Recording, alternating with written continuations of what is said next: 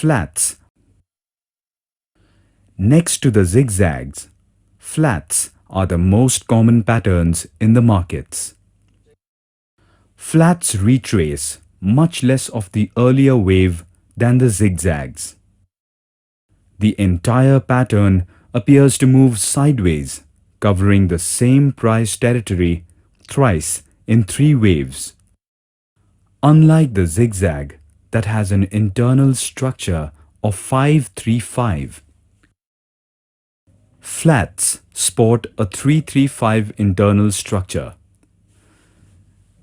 Careful observation of the flat pattern shows that wave A of the flat itself is a sharp corrective pattern.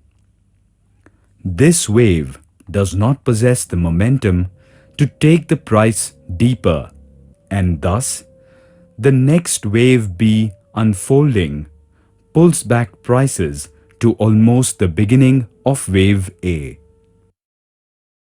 Both waves A and B are 3-wave corrective structures, and the next wave C is a motive wave taking prices back to the end of wave A.